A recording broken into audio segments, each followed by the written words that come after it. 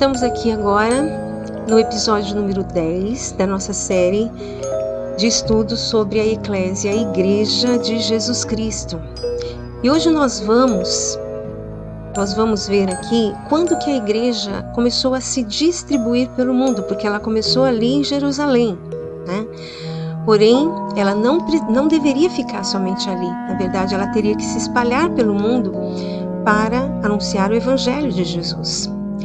E esta foi a ordem que Jesus deu antes de subir aos céus, né, que está registrada aqui no livro de Atos, no capítulo 1, versos 6 e 8, que diz assim: Na última vez em que se reuniram, eles perguntaram: Mestre, o Senhor vai restaurar o reino a Israel agora? Chegou o momento? Ele respondeu: Vocês não devem tentar descobrir a hora. Determinar o tempo é responsabilidade do Pai. Vocês vão receber o Espírito Santo e quando ele vier, vocês serão minhas testemunhas em Jerusalém, por toda a Judéia e Samaria e até mesmo nos confins da terra.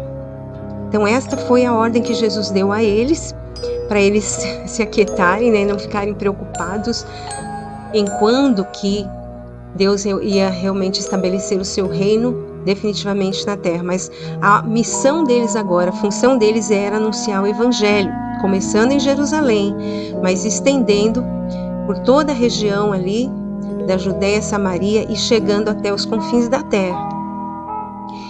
E a promessa de Jesus de que ele enviaria o Espírito Santo foi cumprida poucos dias depois, que está registrada aqui no capítulo 2, versos 1 a 4. Nós vamos recordar também esse evento que diz assim: Quando chegou a festa de Pentecoste, todos estavam juntos num só lugar e inesperadamente um som parecido com o de um vento ganhou força e ninguém sabia de onde vinha.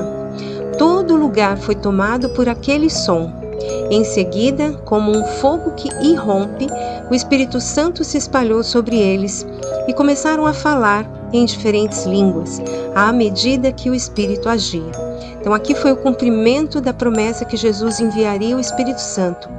E qual foi a ordem? Depois que eles recebessem o Espírito Santo, ou seja, o poder de Deus, para eles terem ousadia, né, para eles terem sabedoria, e tudo que eles precisavam para que pudessem anunciar o Evangelho de Jesus, seguir cumprindo a missão que Jesus iniciou, mas passou aos discípulos, né? Jesus enviou os discípulos para continuarem, né, a sua missão enquanto igreja de Jesus aqui na terra. E isso era para acontecer, né? Realmente eles, a partir dali, já começarem a fazer planos de estenderem o Evangelho por todo o mundo ali conhecido. Porém, isso acabou que não aconteceu. Eles ficaram em Jerusalém, mesmo depois que o Espírito Santo desceu. E ali eles ficaram, testemunhando de Jesus, fazendo sinais e maravilhas, mas ficaram todos ali. E aí teve que acontecer um fato assim bem, digamos, não trágico, porque Deus estava ali e deu, digamos assim, o livramento, né, àquele missionário que foi o primeiro mártir, né, o primeiro mártir depois de Jesus, né, de sofrer por causa do Evangelho de Jesus Cristo. Foi o Estevão, né, um homem cheio do Espírito Santo. E em Atos capítulo 6, do versículo 8 em diante, e também o capítulo 7, narra esse episódio em que Estevão, testemunhando do Senhor Jesus, da fé em Jesus, ele foi tremendamente odiado pelos mestres ali, pela cúpula religiosa ali de Jerusalém, e ao ponto realmente dele ser martirizado, né? E morreu, mas pelo que diz aqui o texto, né? Lucas narra como que Estevão reagiu a tudo isso. Ele não parecia estar em sofrimento, mas ele estava alegre. Então um grande milagre aconteceu ali, porque eu creio que ele nem sentia as dores, né, das pedras que eram jogadas nele. Ele sentia ali um grande amor, uma compaixão muito grande, tipo, parecida com a de Jesus na cruz, né? Por aquelas pessoas, porque eles sabiam que eles estavam fazendo coisas que não sabiam, na verdade, o que estavam fazendo, né? Eles estavam ali insultando Estevão porque ele estava testemunhando de Jesus, né? Jesus Cristo, o Verbo que se fez carne, o Filho de Deus, o Criador de todas as coisas, aquele que veio e morreu em nosso lugar, levando a nossa culpa para que pudéssemos ser salvos da perdição eterna. Então aquelas pessoas estavam ali e estavam, né, insultando e com muito ódio no coração, porém Estevão estava com muito amor, né? E ali ele testemunhou mais uma vez de Jesus e depois Jesus o recolheu aos céus. Então digamos que ele cumpriu a missão dele aqui na terra, né? E aí o que aconteceu? Logo após esse evento que deixou a igreja chocada, completamente chocada, né? Começou uma série de perseguições à igreja de Jesus. Então a gente vê no capítulo 8 de Atos, versos 1 e 2, né? E diz assim: esse fato desencadeou uma perseguição terrível contra a igreja em Jerusalém. Os cristãos, com exceção dos apóstolos, foram todos dispersos pela Judeia e por Samaria. Alguns homens bons e corajosos sepultaram Estevão, dando a ele um funeral digno. Quase todos choraram naquele dia. Então, isso, né, esse fato desencadeou realmente assim uma perseguição. Então, os judeus ali começaram a perseguir severamente, né, os cristãos, a prenderem, né, e sacrificarem e tudo mais. Então eles começaram a se dispersar, sair de Jerusalém, que era o que Jesus tinha falado para eles fazerem. Eles poderiam ter feito isso, né, feito um plano, né, de envio, né, de pessoas para distribuir para as outras regiões, mas não, ficaram em Jerusalém. Mas depois que aconteceu o martírio de Estevão, eles foram obrigados a se dispersarem porque a perseguição ela se tornou muito grande. E aí a gente vê no capítulo 8, nos versos 26 a 40, aqui um exemplo do evangelho já chegando a outro, né, a um outro povo, a uma outra cultura, né, diferente ali dos israelitas, dos judeus. Por quê? Vamos ler aqui, a partir do verso 26. Certo dia, um anjo de Deus disse a Filipe: ao meio-dia de hoje, quero que vá àquela estrada deserta que liga Jerusalém a Gaza. Ele foi e deparou com um eunuco etíope que vinha pela estrada.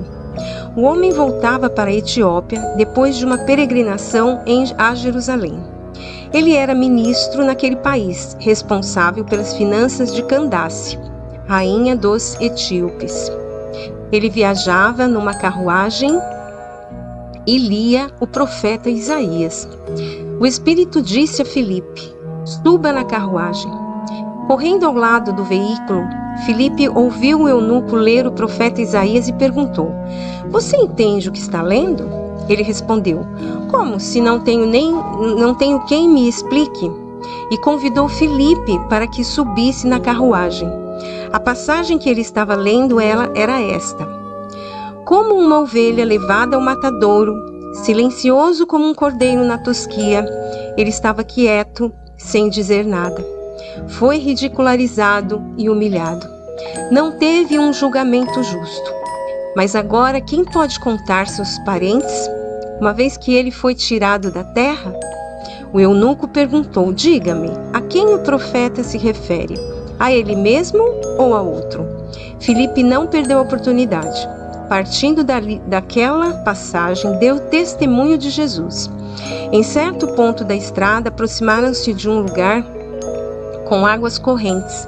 O eunuco disse: olhe, aqui há água. O que me impede de ser batizado? Assim, ele ordenou ao condutor da carruagem que parasse. Ambos desceram e Filipe o batizou ali mesmo. Quando saíram da água, o Espírito de Deus, de repente, levou Filipe. Foi a última vez que o eunuco o viu. Feliz da vida, o eunuco continuou sua jornada, pois agora possuía o que tanto havia buscado. Filipe apareceu em Azoto e depois rumou para o norte, pregando a mensagem em todas as cidades pelo caminho até chegar a Cesareia. Então aqui a gente vê um exemplo muito claro, forte, tremendo, do Evangelho alcançando outra nacionalidade, né? Um outro povo, diferente dos judeus. E Filipe foi, digamos assim, o missionário, né?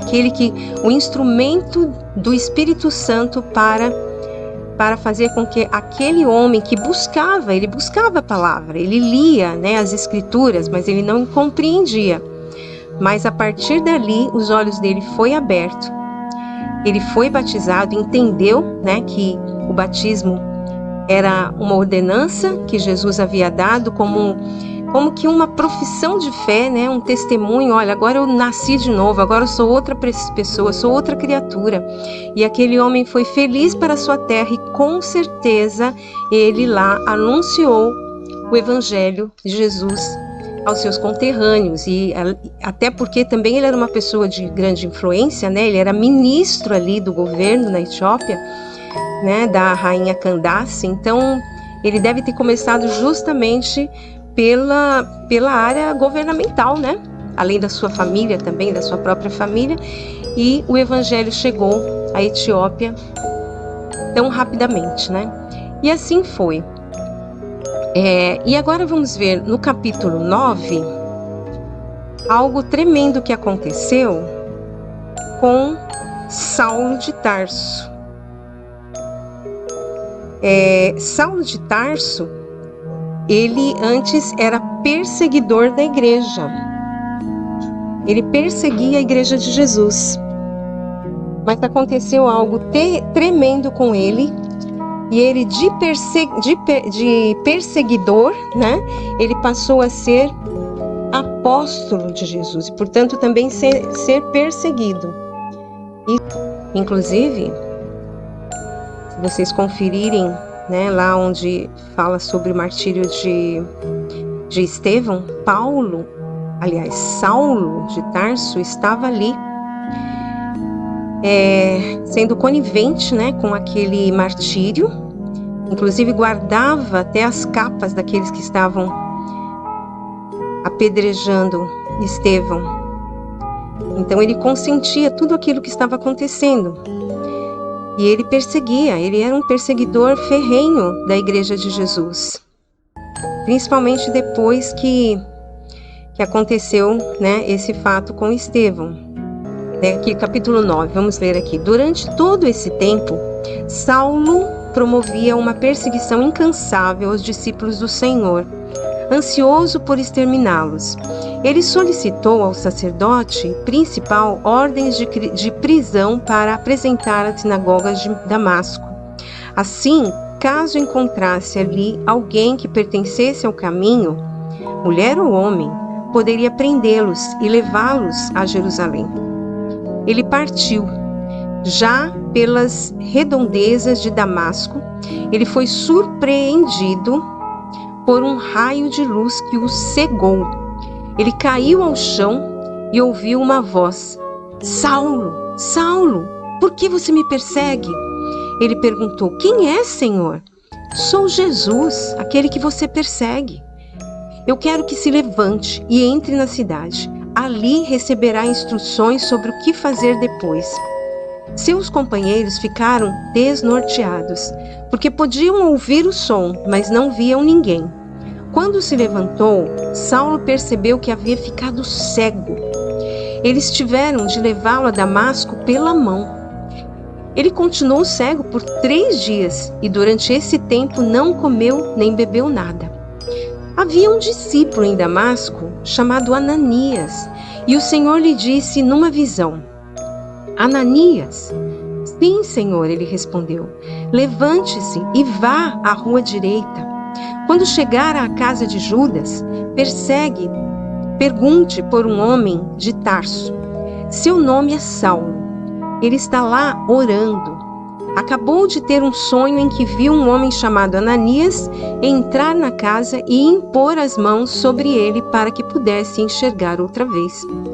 Ananias protestou: Senhor, não pode ser. Todos falam desse homem e das coisas terríveis que tem feito, do terror que causa contra o povo do Senhor em Jerusalém. E agora ele está aqui, com documentos do sacerdote principal que o autorizam a fazer o mesmo conosco. Mas o Senhor disse: não discuta. Eu o escolhi como meu representante pessoal entre os judeus, outros povos e reis, e agora estou prestes a mostrar a ele o que o aguarda, o sofrimento que acompanhará a tarefa. Ananias obedeceu. Achou a casa, impôs as mãos sobre Saulo e disse: Irmão Saulo, o Senhor me enviou, o mesmo Jesus que apareceu quando você vinha para cá. Ele me enviou para que você volte a enxergar e seja cheio do Espírito Santo. Mal o discípulo acabou de falar, algo semelhante a escamas caiu dos olhos de Saulo. E ele estava enxergando de novo. Saulo se levantou, foi batizado e depois participou de uma boa refeição. Então olha que coisa mais interessante, né? Tremenda que aconteceu aqui na vida de um homem, um judeu, Saulo, fiel à sua fé na época, dentro do conhecimento que ele tinha, né? Mas ele não conhecia Jesus, ele não conhecia o Evangelho e ele achava que estava fazendo a vontade de Deus, perseguindo a igreja. Ele achava que eram hereges, né? Aquela era uma seita herege contra aos ensinamentos de Deus, as escrituras sagradas. Então ele fazia aquilo com muito vigor. E aí a igreja começou a se dispersar, as pessoas foram se dispersando e ele pediu cartas, pediu autorização para que ele pudesse sair de Jerusalém e prender esses cristãos, todos aqueles que ele encontrasse pelo caminho. Mas no meio, ali na estrada, indo para lá, Deus tinha planos na vida desse Saulo, né? Deus tinha um plano maravilhoso, sabia da sinceridade do seu coração, da sua fé, mas ele não conhecia Jesus. E aí Jesus se apresentou a ele de uma maneira tremenda, né? Ele teve uma visão, ele ouviu a voz de Jesus e depois a luz foi tão forte que ele acabou ficando cego por 3 dias e a sua visão voltou somente quando Ananias, também enviado por Jesus, foi lá, orou por ele, impôs sobre ele as mãos, ele recebeu o Espírito Santo, assim como os discípulos receberam ali, que a gente viu no capítulo 2 de Atos, né, os primeiros discípulos.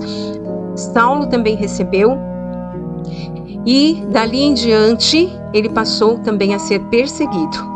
Mas ele passou a aprender, né? Aprender sobre Jesus, aprendeu muito mesmo e passou depois a pregar o Evangelho, não somente a judeus, mas ele recebeu de Jesus uma missão maravilhosa de levar o Evangelho a outros povos, aos outros povos, né? O dia a dia de Paulo seria esse, daí em diante. E depois nós vamos ver, no próximo episódio, o avanço da igreja ali, né, no primeiro século, com as viagens missionárias desse que se tornou, né, de perseguidor, ele se tornou apóstolo de Jesus, né? Inclusive, seu nome, né, passou a ser conhecido como Paulo, o apóstolo Paulo. Então nós vamos ficar por aqui hoje.